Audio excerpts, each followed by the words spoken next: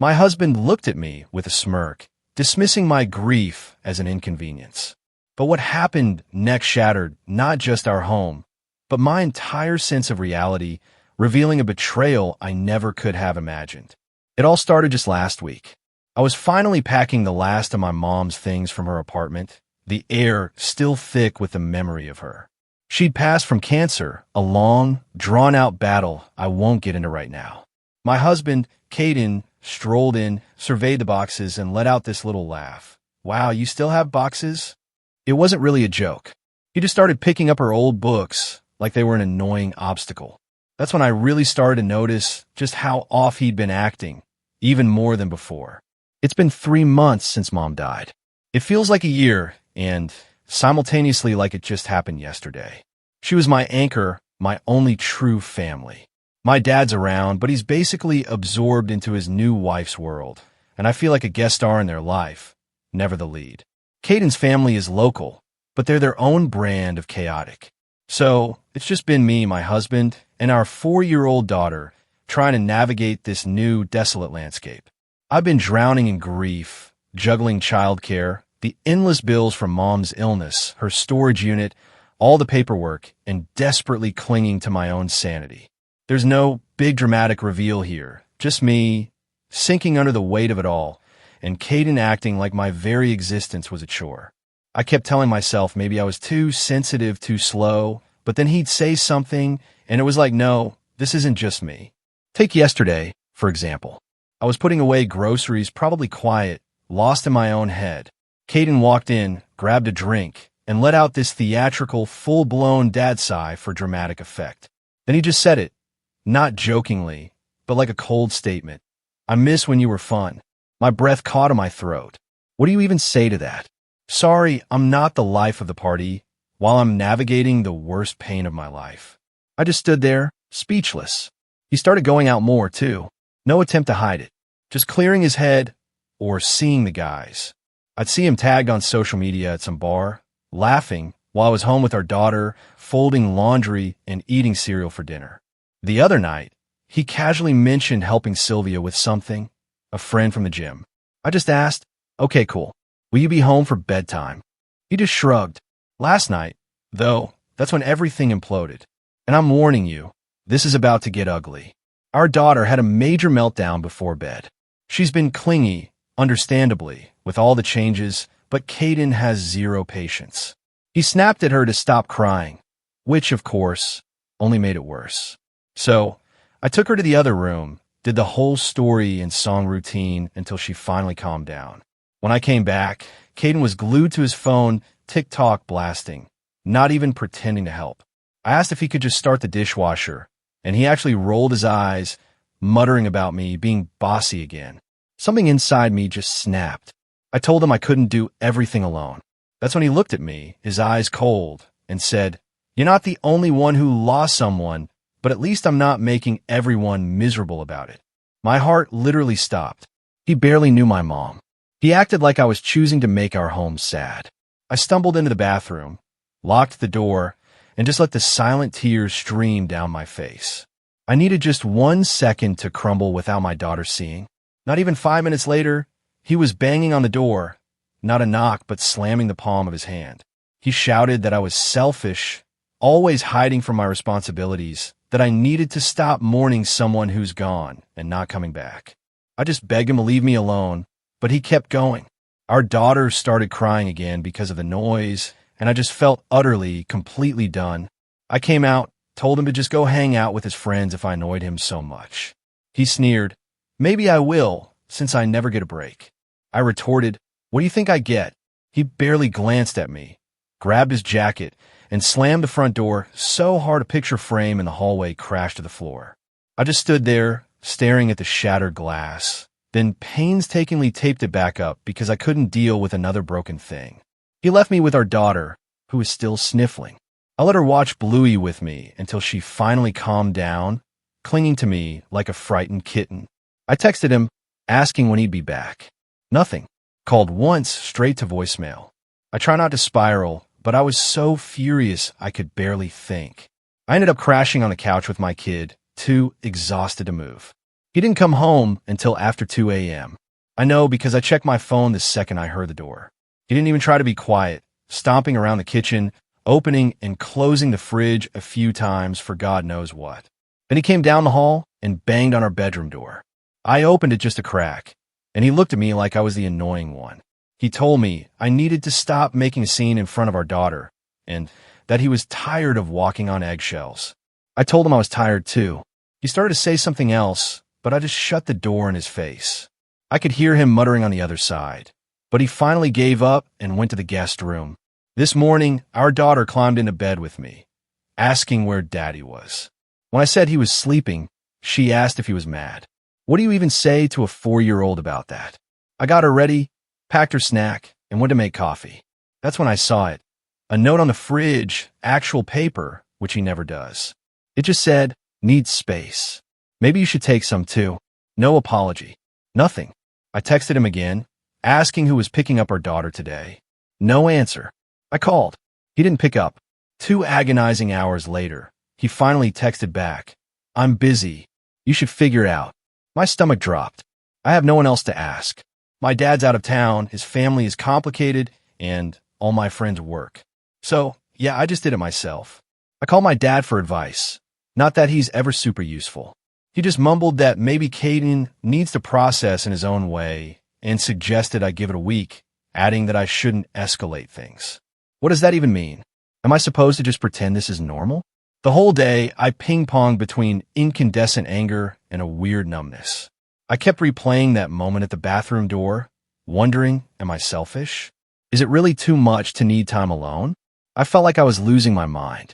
I kept checking my phone out of habit, hoping for a text, an apology, anything. Nothing. Tonight, when he finally came home, I tried to talk. I said we needed a plan, maybe talk to someone. He just brushed past me, didn't even look up from his phone, and headed for the shower. When he came out, I asked him, pleaded with him, not to slam doors or yell in front of our daughter anymore. He looked me straight in the eye and said, maybe if you acted like a real wife instead of a walking funeral, I wouldn't have to. I snapped.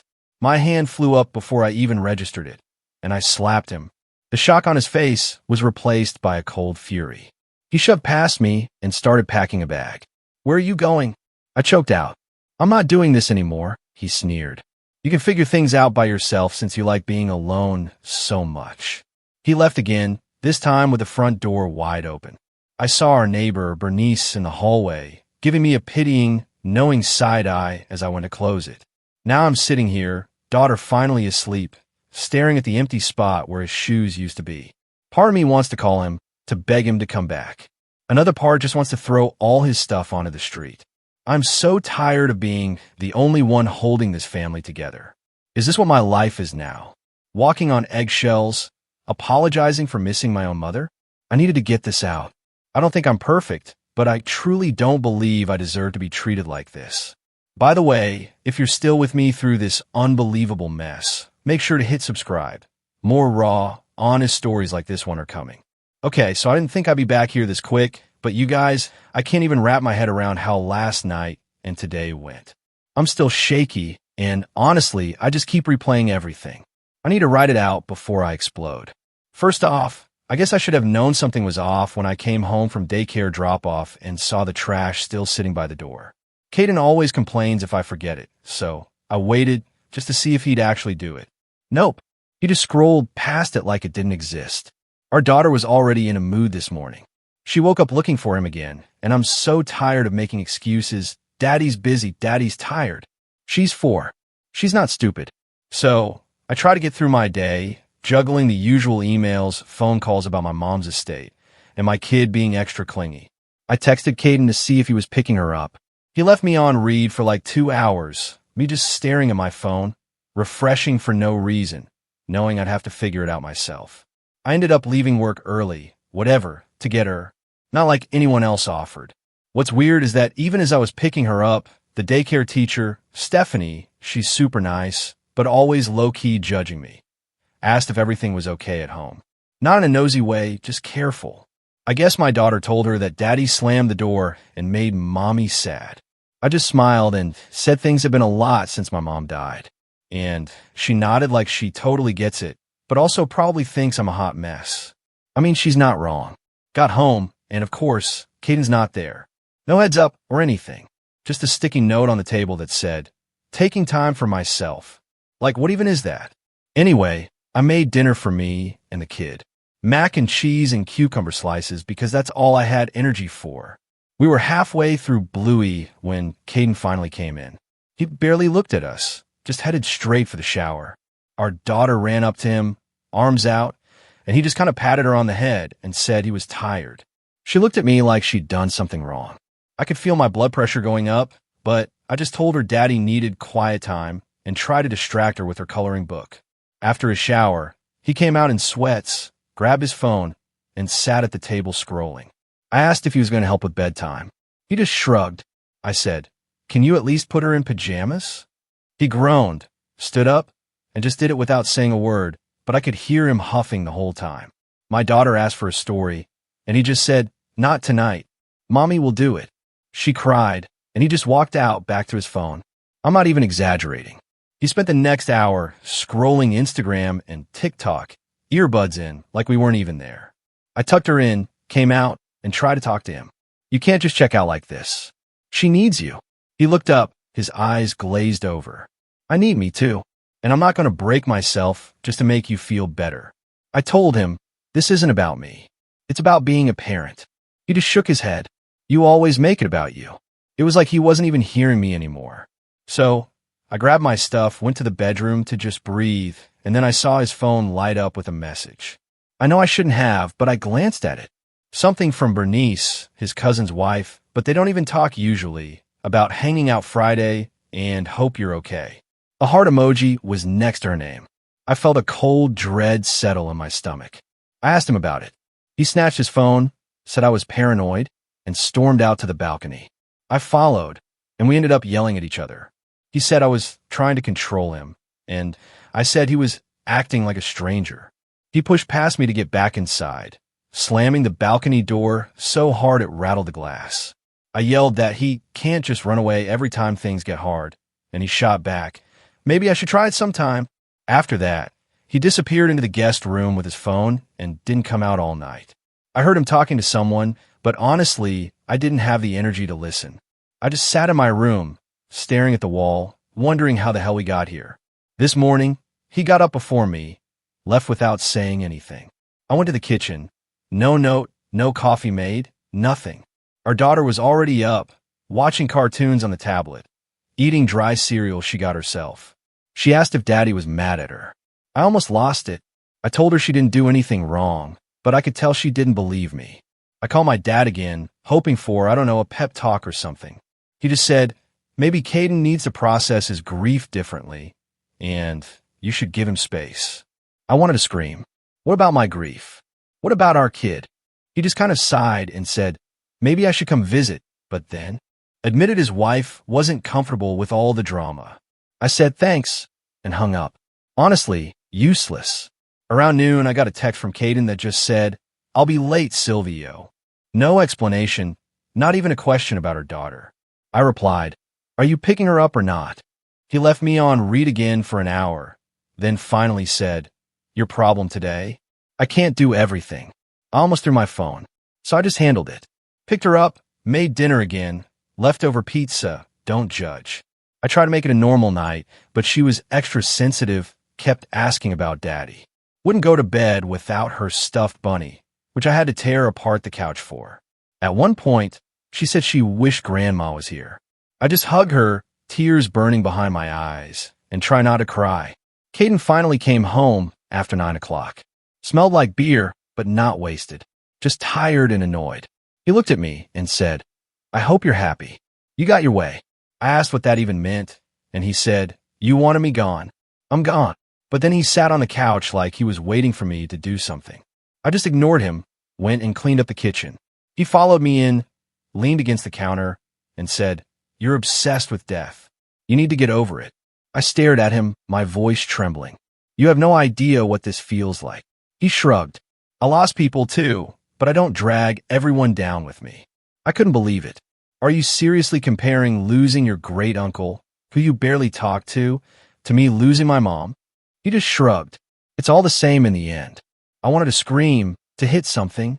Instead, I just told him to get out of my face. I'm done having this fight. He said, fine, and pushed the chair in so hard it scraped the floor. After he left, I called my friend. Not even my best friend, just someone I used to hang with before all this, but she was busy and just texted me to hang in there. I ended up scrolling Reddit for hours, reading stories that sounded like mine, but also not, because at least in those, people seemed to have family who actually cared. I put my daughter to bed again, alone. She asked if Daddy was coming to say goodnight, but he was in the guest room with the door locked. I knocked once, said she wanted him, but he just yelled, "Tell her I love her." I'm busy. I told him this isn't how parenting works, and he just yelled back, "I can't talk to you right now. You'll twist it." I went back to my room, and I just sat there thinking, is this what it's going to be like now? Just me doing everything, with him showing up to criticize or ignore us. I feel like I'm losing my mind, but also, weirdly, I'm starting to care less about his approval. I'm just tired and mad and a little bit done with being the only one who seems to give a crap. I don't know what to do next. I thought about calling his mom, but she's even less helpful than my dad. Last time I tried, she just said boys will be boys, and I should dress up and make a nice dinner. I nearly threw up in my mouth just thinking about it. Honestly, I'm starting to get scared for what this is doing to our daughter. She's picking up everything, even if we try to hide it. She's asking too many questions, and I don't have any answers. I keep thinking I should just take her and go somewhere, but I have nowhere to go. My dad's place is a no. Caden's family is a nope. And my friends all have their own crap. So yeah, that's where I'm at. Caden's space is just him opting out of being a dad, and I'm supposed to pick up the slack and pretend everything is normal. I don't know how much longer I can keep pretending. I'm not going to let him make me feel crazy anymore, but I honestly don't know what the next move is. Back again, because apparently my life can always get more chaotic. And honestly, I'm not even sure how I'm supposed to keep pretending this is normal. I know I said I'd update if something changed, but this wasn't what I had in mind. Also, thanks for the DMs and comments. I didn't reply to everyone, but it means a lot. Even if it's just internet strangers, I need it. So it started weird. Like always. Caden's been doing this thing where he leaves his phone face down. Always. Not just sometimes, always, even when charging. I don't usually care about privacy stuff. I'm not the jealous wife type. But after everything lately, I don't know, it just stuck out. And the kicker is, he acts like I'm the one with issues if I notice. Yesterday morning was a mess. I barely slept again. And, of course, I wake up to my daughter in bed with me asking if she can go to the park. I say, we'll see. And she immediately asks if Daddy can come too. Maybe, I say, knowing damn well he won't. Anyway, I get up, walk out to the kitchen, and there's Caden already dressed, keys in hand, backpack on. I ask where he's going, and he just says, Silvio's. I told you, but he didn't tell me. Not that it even matters anymore, but the way he said it, so automatic like he'd practiced it. He leaves without another word. Doesn't even look at our kid. I try to make the day normal. Breakfast, cartoons, the usual. I call my dad, thinking maybe he'll finally step up and say something useful. But he's still in Florida with his wife's family and basically says, just hang in there. Maybe plan a trip, get some air, right? Like I can do that with zero money and a kid who won't sleep unless I'm in the room. So in the afternoon, I get a text from Silvio's wife, Bernice. I mentioned her before. She had the heart emoji next to her name in Caden's phone, which, yeah, weird, but whatever. She's always been kind of flirty in a harmless way. She asks if I can recommend a good pizza place for their son's birthday. Normal, but something just feels off. So I ask, is Caden there? She replies, no, why would he be? I literally just stare at my phone for a full minute. I ask if Silvio's around, and she says he's at work, but she'll tell him I said hi. So that's it. I know Caden's not at Silvio's. I try to text him. No answer. I call. It rings and rings, then goes to voicemail. I leave a message asking if he's okay, and then just wait. I'm not proud of it, but I start checking his location on Life 360. We got it for emergencies when our daughter was born, and I totally forgot it was still on both our phones. He's across town, not moving, at some random address I don't recognize. I let it go for an hour, then two. Finally, I get a text from him. Don't wait up. Need space. That's it. I almost laugh because it's so predictable at this point, but I'm done being the one who just lets it go. The next part is probably the most awkward I've ever felt as an adult. I decide to call Silvio directly and just ask because I'm tired guessing. He picks up sounding half asleep, and I say, "Sorry for the weird question, but is Caden there or with you?" He just goes, no. I say, "He told me he was." Silence. Then he goes, "We haven't hung out in weeks. What's going on?" I hear Bernice in the background asking if everything's okay. And I just say, "Yeah, never mind. Sorry. Didn't mean to bother you." I hang up, and my hands are actually shaking, which is ridiculous, but whatever. I sit there for a while, thinking about all the times I let him make me feel like I was just overreacting or imagining things. Like maybe I am, but also at some point, facts are facts. He comes home late after dark, doesn't say a word, just goes straight to the guest room. I follow him in there, and I'm not even calm. I just say, "Where were you?" He tries to brush me off, says I'm being paranoid, says I'm making everything about me. I tell him I called Silvio, so if he wants to keep lying, he can, but I already know. He gets mad, like actually mad. Stands up so fast the chair topples backwards and shoves past me to the hall. Says I'm crossing lines now, involving other people, embarrassing him. I say, "You embarrassed yourself. I just want the truth." He slams the bathroom door, so hard the handle dents the wall. I knock. Tell him I'm not leaving until he talks to me. He opens it and just stands there, arms folded, says I need help, that I'm unstable and obsessed with controlling him. I tell him I'm not letting him take it out on me or our daughter anymore. He just laughs and says, maybe you should go stay with his mom since I clearly don't want him here. I say, you can go if it means you'll finally be honest, but you're not taking our kid. He says, I have just as much right. You're not fit to decide. I tell him, if he tries, we'll have a real problem. And I mean it. He gets right up in my face, way too close, and I don't back down. I tell him, you want space? Take it, but don't threaten me. He leaves, slamming the front door. I go after him, see him outside in the hallway, and our neighbor comes out and just looks at us like we're both nuts. I pull the door closed, lock it, and text him that if he wants to come back, he needs to talk to me like an adult. He doesn't reply. I call my dad again. I know I'm desperate at this point, and he says, maybe you should come here, but then says his wife isn't comfortable with all that drama. I say thanks. So helpful. I text a couple friends. No one answers because it's late and probably everyone's tired of my drama. So now it's just me and my daughter. She wakes up in the night, comes into my bed, says she had a scary dream about daddy leaving and not coming back. I hug her and promise I'm not going anywhere. I barely sleep at all, just waiting for the next shoe to drop. This morning, I get a message from Caden's mom. She's not usually involved, but out of nowhere, she texts me asking if everything's okay. Says Caden called her late last night. She doesn't say what he told her, just wants to know if I need help or if she should come over and talk. I don't even know what to say to that. I just say, it's complicated. Thanks for checking. The rest of the day is awkward. Caden doesn't come home. I try to keep things normal for my daughter, but she's quiet, not her usual self. I take her out for ice cream just to get out of the house. I text Caden, tell him I'm taking her out. He doesn't reply. By dinner time, I get another text from Caden, this time saying, you made this worse. Now my family's involved. Hope you're happy. I just stare at it. I reply, you involve them by lying and disappearing. Not me. He leaves me on read. Late at night, I get a knock on the door.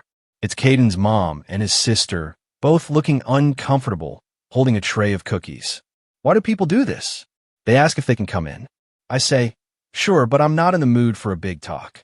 They sit at the table, offer cookies to my daughter, and then Caden's mom says maybe we all just need to let things cool down and that I shouldn't make big decisions while grieving.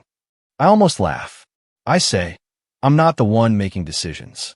I just want honesty and a partner who actually shows up. Caden finally shows up an hour later, walks in, sees his family, looks at me like I betrayed him. He says, so, this is what we're doing now. Ganging up on me. I say, no, but I'm not letting you gaslight me anymore. He tries to act like he's the victim. Says I'm unstable. He's worried about our daughter. I stand up, tell him if he's so worried, he can start by actually being present. He tries to talk over me, but I don't let him. Caden's sister tries to mediate, but it's clear she just wants it to be over. He says, maybe you should just take our daughter to his mom's for a while. Give me space to sort myself out. Absolutely not, I say, my voice firm despite the tremor in my hands. You don't get to take her just because you're uncomfortable with your own choices. He pushes past me, tries to pick up our daughter, but I block him, tell him to put her down and talk like an adult. He actually tries to pull her toward the door, and I snap, physically blocking him, my hand on his arm, not letting him take her. He looks at his mom like I'm being unreasonable, but she just shakes her head, tells him to stop. Finally, he drops her hand and storms off to the guest room. His mom sighs, says she's sorry, and they leave. So now it's quiet. My daughter's asleep. I'm sitting here with a tray of cookies nobody wants, thinking about how I've spent months letting him make me feel like the crazy one. But I'm not. I'm done pretending this is normal. I'm not letting him just opt out of his life and blame me for it. I don't know what happens next exactly, but I'm not backing down. If he wants to leave, he can leave, but I'm not going to let him rewrite the story or take my daughter away just because he can't handle being called out. I'm tired, but not broken, I guess. I wasn't even sure I'd post again, but last night and today have been so weird that I need to get it out somewhere before my brain melts. Like, all of this is happening in my real life, and I keep thinking if I read it here, I'd probably be like, girl, walk away. But it's never that simple when it's actually your life, is it? Anyway, after the whole cookies and Caden storming off thing the other night, I tried to just shut down like autopilot mode. Made breakfast for my daughter. She wanted pancakes like grandma made. I just said, okay, and microwaved a frozen one because honestly, who can right now? She barely touched it. I scrolled on my phone, half doom scrolling, half hoping for a text from Caden that wasn't some blamey nonsense. Nothing. I could hear him in the guest room, but he never came out. At some point, I think he left for a bit, probably to go sulk at a coffee shop or whatever, but I literally did not care. Here's where it starts to get surreal. Caden's mom and his sister turned up again, but this time they brought actual groceries, like a whole bag of apples or rotisserie, chicken, juice boxes, and, for some reason, a head of cabbage. Caden's sister, Stephanie, was acting extra nice, like overcompensating. She kept calling me hon and sweetie, which she never does. My daughter was happy to see them, at least, but I could tell she was picking up on the tension. They parked themselves at my kitchen table and started talking in low voices. Caden's mom says, we just want to help. Maybe smooth things over for everyone. I said, thanks, but what does that even mean?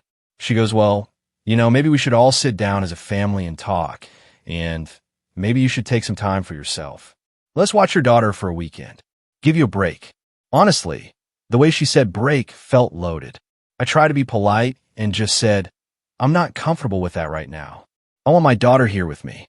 Stephanie nodded, but I could see her texting under the table, probably updating Caden on my attitude.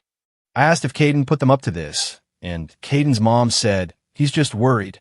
He told us you've been struggling. I wanted to scream. I said, yeah, I'm struggling because my mom died and my husband bails on me every time I need him. They both just looked at each other like I was being unreasonable. While they were there, Caden came, which never happens when his family is around. He walked in, saw them, and immediately started in with the whole, I'm just trying to help, but you make it impossible thing. I told him if he wanted to help, he could start by telling the truth and actually parenting instead of outsourcing everything to me and now to his family. He said, I'm trying to protect our daughter from your moods, as if I'm some monster. At that point, I started shaking. I was so angry. I told him, in front of everyone, you're not taking her anywhere. You're not pulling this unstable mom crap with me. His sister said, maybe we all need to calm down. But I said, no, I'm done being calm. If you want to talk, let's talk, but I'm not handing over my kid so you can feel better. Caden slammed his hand on the table. My daughter jumped and started crying. I picked her up and walked her out of the room. Stephanie followed, trying to say, don't worry, Daddy's just upset, but I told her not to minimize it. I said, you have no idea what it's like. She tried to hug me, and I just shrugged her off.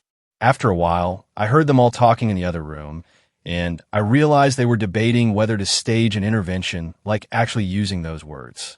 I went back in and said, I'm right here. You can talk to me. Caden's mom said, we think you need to get some help. Maybe talk to someone and take a little time away from your daughter so you can focus on yourself. I said, no thanks. I'd like you to leave now. Caden actually tried to block the door, told me I was being unreasonable. I just pushed past him, opened the door, and told his mom and sister to leave. I said, you can come back when you're ready to talk to me like a human being. Not a problem. Stephanie tried to say, we're just worried. But I told her, if you're worried, worry about your brother, not me. I shut the door and locked it. My daughter clung to me the rest of the afternoon. Wouldn't let go of my hand. Even when I was making lunch, I let her. Honestly, I kept thinking, if this is the price of finally standing up for myself, then fine. Caden spent the rest of the day sulking. Wouldn't even look at me. At one point, he tried to say, if you keep acting like this, I'll call a lawyer and get custody. I laughed, which I immediately regretted because he got even madder. I told him, good luck explaining to a judge why you ran away when things got tough and left your grieving wife alone with a 4-year-old. He just glared and went back into the guest room. I texted my dad just to see if he'd say anything useful, but he just replied, sorry, can't get involved. Classic. Later, Caden's mom texted to apologize for overstepping, but said she still thinks I need to take care of myself. I didn't reply. Honestly, I'm so done with her pretending this is about concern when it's just about not wanting the neighbors to talk. And they are. I know for a fact. Polly from across the hall asked if everything was okay. I just said, rough week, and she nodded like she's heard it all before. So, here's the now I have to decide what happens next part. Caden came to me late last night after our daughter went to bed and tried to act all calm and rational. He said, look, you're obviously not happy. I'm not happy. Maybe we should just separate for a while. I said, fine, but I'm not leaving this apartment, and I'm not letting you take our daughter. He said, that's not fair. And I said, neither is any of what you've done. He started yelling, and I told him if he wakes her up, I will call the cops for disturbing the peace. I don't care if the whole building hears. He slammed the door on his way out, but not before saying, you'll regret this. The thing is, I'm scared, but not in a way where I think he'll hurt us. More like, I'm scared of what's going to happen when I finally stop playing along. Like, will he actually try to get custody? Will his family keep showing up? Will my daughter always remember this as the year her family fell apart? I started making a list last night of what I actually need to do because I can't just live in limbo. I called the building manager this morning, asked about changing the locks, but they said I need Caden's signature or a court order, of course. Looked up a couple family mediation places, not because I want to go, but because I want a paper trail if I need it.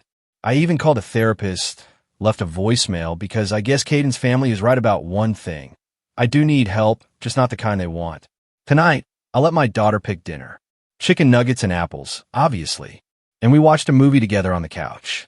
At one point, she asked if Daddy was coming home, and I said, maybe later, but for now, it's just us. She seemed okay with it. Caden is still here, technically. He went out after dinner, said he needed fresh air, but I heard him on the phone in the hallway talking to his mom about next steps. I didn't eavesdrop, but I know this isn't over. He came back, didn't say anything to me, just went straight to the guest room. I don't know what's going to happen tomorrow, or next week, or next month. I just know I'm not giving up my home or my daughter, and I'm not letting him or his family tell me who I am or what I need. First weird thing, after Caden's family left that day, he was totally silent. Like not just normal sulking, but full radio silence. No calls, not even those one-word texts about our daughter. I let it go for a day, then two. I started feeling weird, like maybe he was actually going to try something. I don't know. 3 days in, I get a message from Caden, but it's not even to me. It's a group chat with his mom, his sister, and me. He says, since Polly refuses to cooperate, I'll be picking up our daughter for the weekend. I've already made arrangements. Like just that, as if I don't exist except as an obstacle. His mom immediately texts, we can help, and Stephanie sends a thumbs up. I didn't even answer for a while because I was so mad. Like, I'm not an event for you all to plan around.